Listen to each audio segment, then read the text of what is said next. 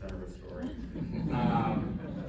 We have a lot to talk about. I'm going to bring out a young actor, Woody Norman.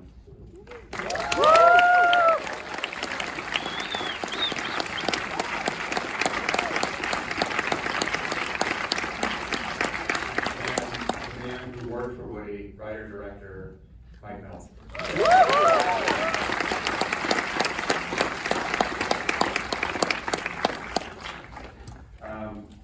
Mike, before we talk about the genius that is Woody, I want to talk about the genius that is Aaron and Bryce Dessner. I was watching that last scene with you just now.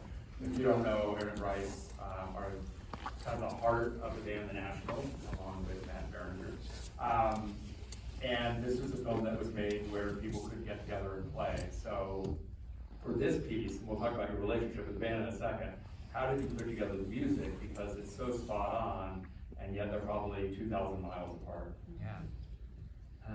Hi, everyone. Can't see you all. First of all, thank you so much for coming and being here. Like, you guys make the film complete, and without you, the film would be not seen, right? And it's so lovely to be in a room with people watching a movie, so thank you so much for being part of our experience. Aaron and Bryce, so they're twin brothers, right?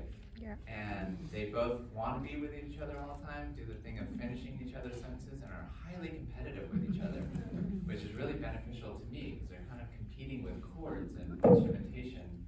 And so that last piece of music you heard is a back and forth from France to New York, where Bryce did the clarinet chords, and then Aaron's like, yeah, those were pretty good, but I want to add this part, and then Bryce competitively responds, right?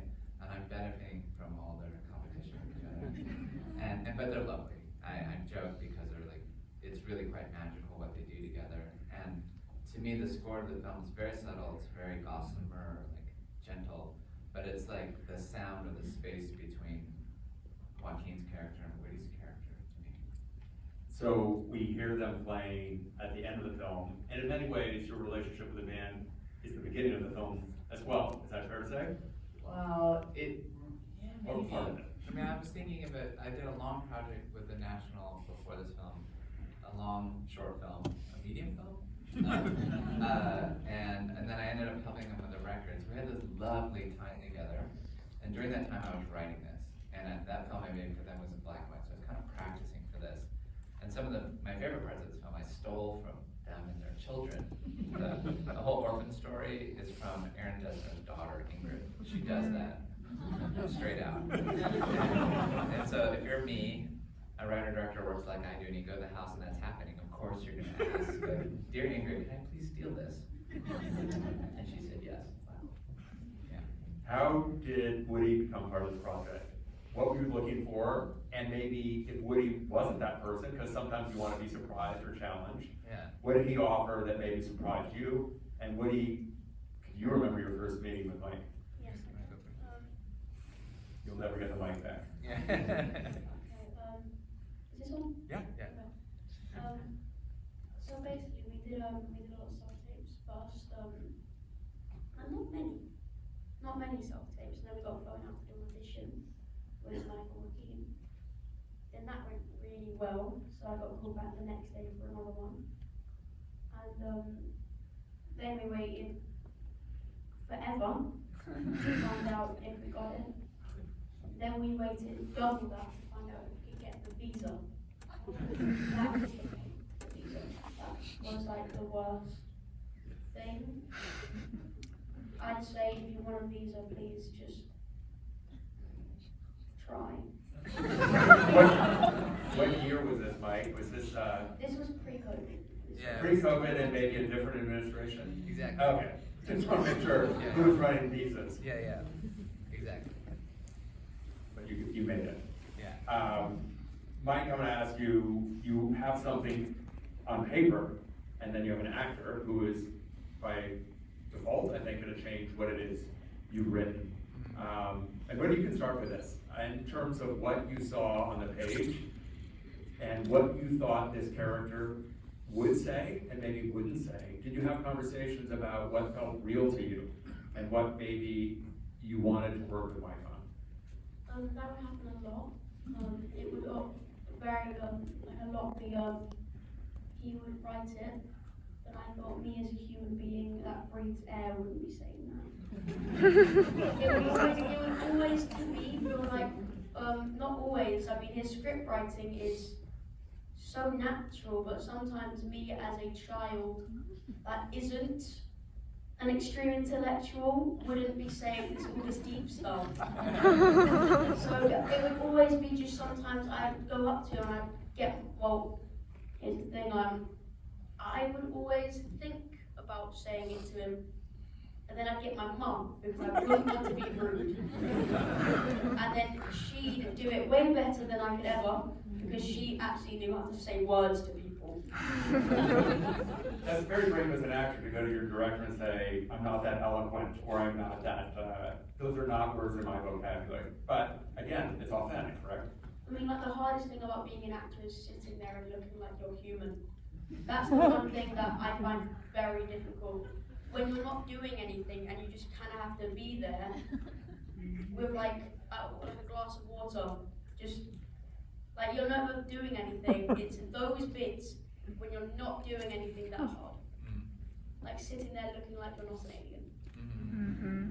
Mike, I want to ask you this question about what Woody brought to the part that maybe you didn't anticipate, the way that the script started to follow, in a way, what he was giving you that maybe you didn't imagine when you were first sitting down to write it. And Woody, I hate to do this, but you have to give up.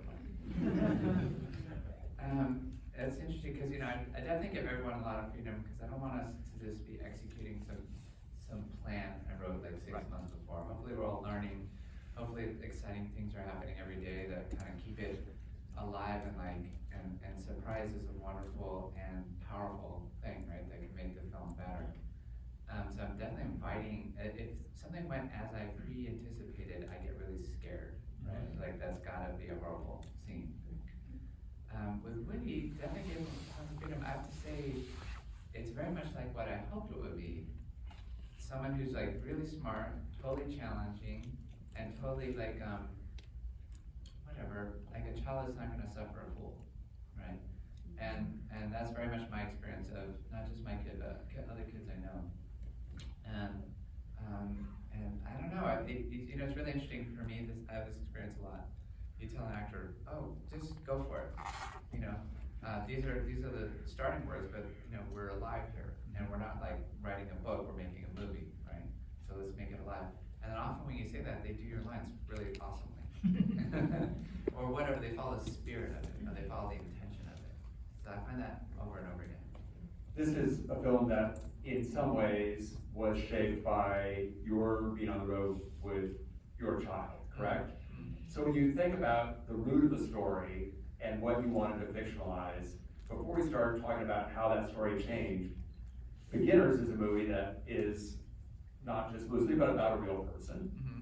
This might be also about a real person, but there's a material difference in age and agency and knowledge about what a movie about that person's life can be. So how do you negotiate that, even if it's fictionalized, with your child, to borrow something that might be private and make sure they know what the transaction is? With my own kid, yeah. So like this film did come from me being a dad and my kid and our relationship. That was like the seed. Well, a lot of that's just up to me, right? And it's really, I made a film kind of like whatever.